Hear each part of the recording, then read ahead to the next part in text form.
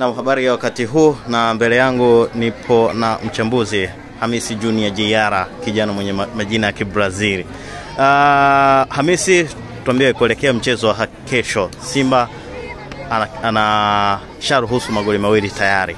Nini ambacho anatakiwa kupaswa kukifanya ili aweze kutoboa hapa katika hatua ya robo finali kwenda nusu finali?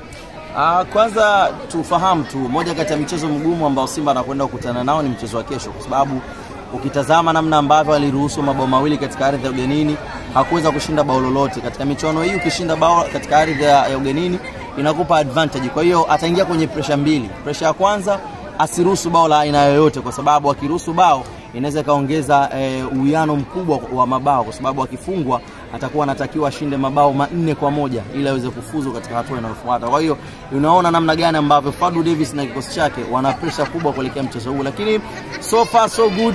Simba Sports Club wanaijua kuicheza michezo ya nyumbani.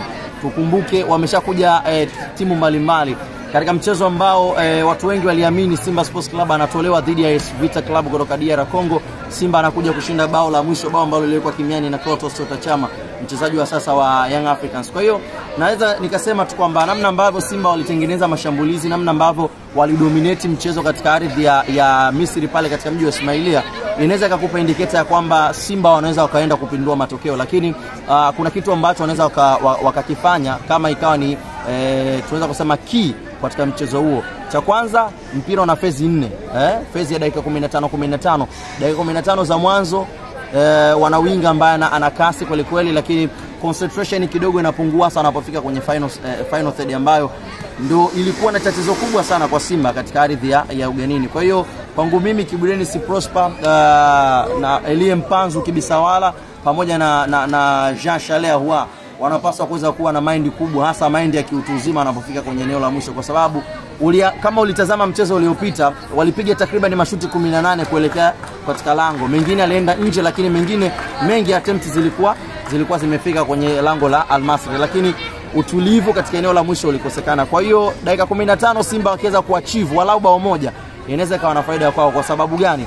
Ukimfunga mpinzani katika ardhi ya nyumbani, mashabiki wanaweza kukupa hype ya kuweza kuongeza kile ambacho umekifanya. Kwa hiyo kwangu mimi naweza nikasema Simba ili waweze kufuzu 15 ama 20 dakika za mwanzo wasikose walau Lakini pia Simba wanapaswa kuweza kukumbuka namna ambavyo walikutana na mpinzani kama Jwaneng Galaxy, lakini pia tukumbuke timu ambayo ilimtoa Luis Jose Miquissone, UD Songo kutoka kule Mozambique.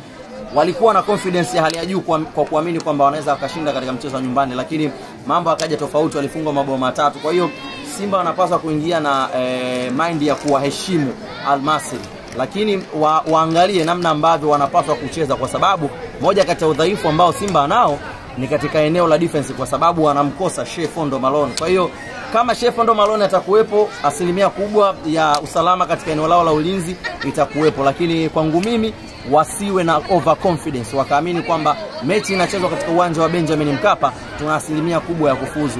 Wakienda na ulevi huo ama kilevi hicho ambacho wataamini kwamba lazima tuweze kupata ushindi, wanaweza kukutana na surprise package, kutokana na timu za magharibi zimekuwa zikijua namna ambavyo zinacheza michezo yao ya ugenini. Na tunafahamu timu ambazo zinatoka katika ukanda wa UNAF zikienda katika ardhi ya ugenini, dakika 90 ambazo za kucheza, walau dakika 30 katika mchezo mzima wanaweza kawa wamelala kidogo, mchezaji kalala kidogo, mchezaji kwa hiyo